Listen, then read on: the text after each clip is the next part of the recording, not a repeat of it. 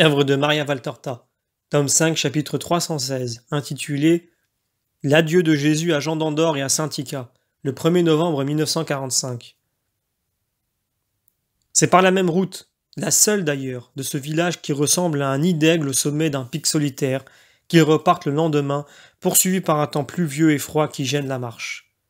Même Jean d'Andorre doit descendre du char, car le chemin effectué en descente est encore plus dangereux qu'à la montée, et si l'âne par lui-même ne risquerait rien, le poids du char que la pente de la route pousse en avant fait que la pauvre bête se trouve très mal. Il en va de même pour ces conducteurs qui doivent aujourd'hui non plus transpirer pour pousser, mais plutôt pour retenir le véhicule qui pourrait s'emballer en provoquant des malheurs, ou du moins la perte du chargement. La route est ainsi horrible jusqu'à un tiers environ de sa longueur. Le dernier vers la vallée, puis elle bifurque et une de ses branches se dirige vers l'ouest et devient plane et plus praticable.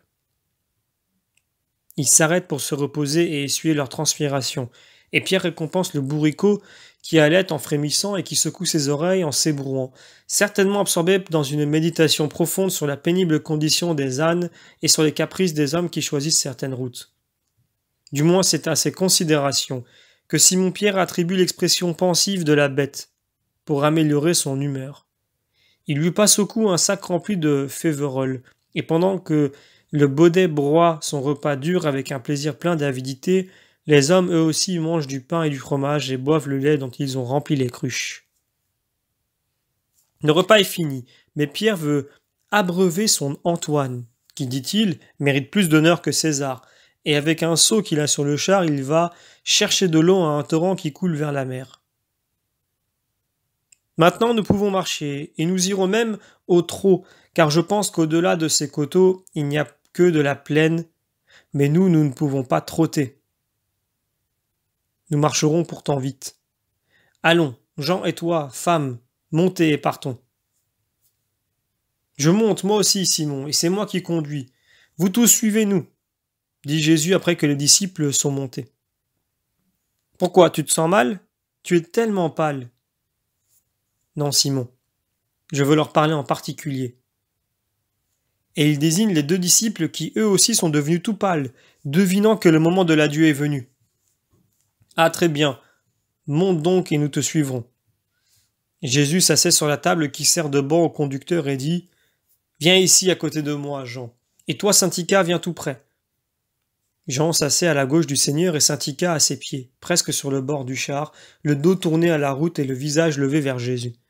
Dans cette position, assise sur les talons, tendue comme si elle était chargée d'un poids qui l'épuise, les mains abandonnées sur les genoux et jointes à cause du tremblement qui les agite, le visage fatigué, ses yeux très beaux d'un noir violet comme embués par toutes les larmes qu'elle a versées, sous l'ombre de son manteau et de son voile qui descendent de très bas, elle a l'air d'une Pietà désolée.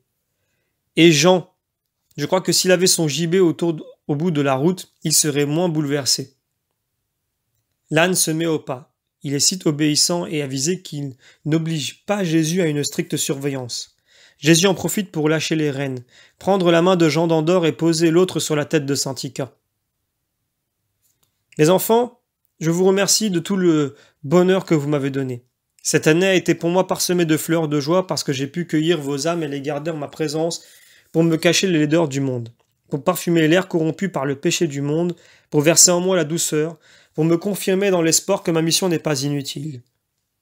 Marziam, toi, mon Jean, Hermasté, toi, Saint-Ika et Marie, sœur de Lazare, ou encore Alexandre Misas et d'autres encore, ces fleurs triomphales du Sauveur que seuls les cœurs droits savent apprécier pour ce qu'ils sont. Pourquoi hoches-tu la tête, Jean? Parce que tu es bien bon de me compter au nombre des cœurs droits, mais mon péché est toujours présent à ma pensée. Ton péché est le fruit d'une chair excitée par deux misérables.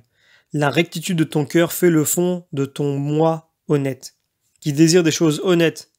Malheureux parce qu'elles t'ont été enlevées par la mort ou par la méchanceté, mais non moins vifs pour autant, sous l'épaisseur d'une si grande douleur. Il a suffi que la voix du Sauveur s'infiltre dans les profondeurs où languissait ton moi, pour que tu te relèves d'un bond, secouant tout poids pour venir à moi. N'est-ce pas vrai? Tu es donc un cœur droit, beaucoup plus droit que d'autres qui n'ont pas ton péché, mais en ont de bien plus graves parce que réfléchis et obstinément conservé vivant.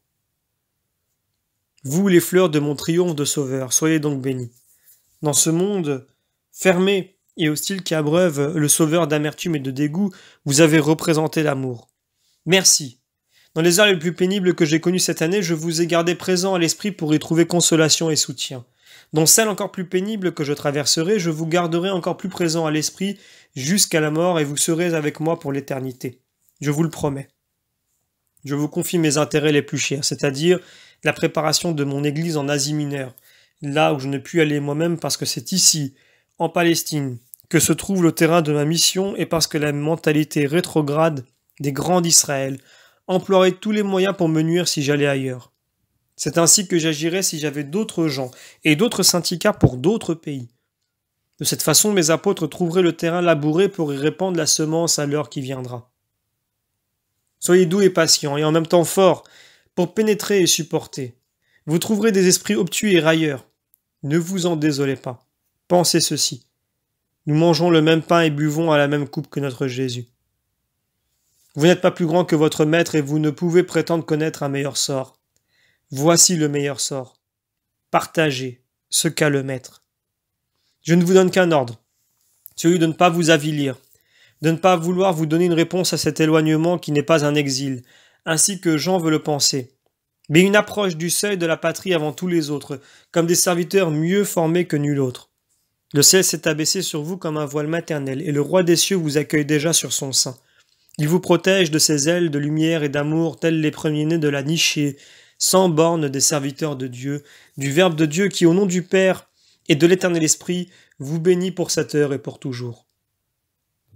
Et priez pour moi, le Fils de l'homme, qui va à la rencontre de toutes ces tortures de Rédempteur. Ah, en vérité, mon humanité va être écrasée par les plus amères expériences. Priez pour moi. J'aurai besoin de vos prières. Elles seront des caresses, elles seront des aveux d'amour. Elles seront une aide pour ne pas en venir à dire « l'humanité n'est faite que de Satan ». Adieu, Jean.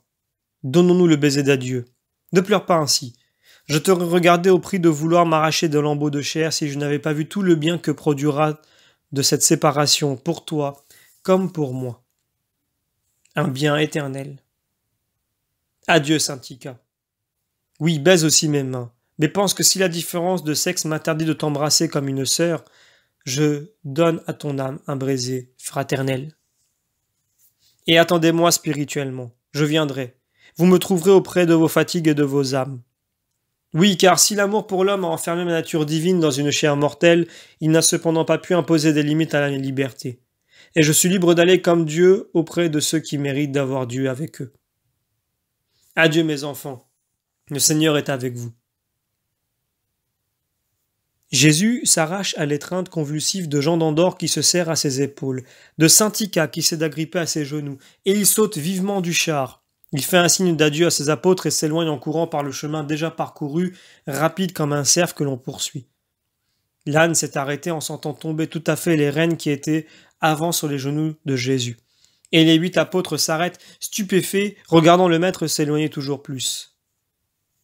Il pleurait, soupire Jean.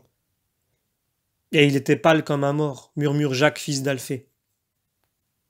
Il n'a pas même pris son sac, le voilà sur le char, constate l'autre Jacques. Et comment va-t-il faire maintenant se demande Matthieu. Jude déploie toutes les ressources de sa voix puissante pour crier « Jésus, Jésus, Jésus !»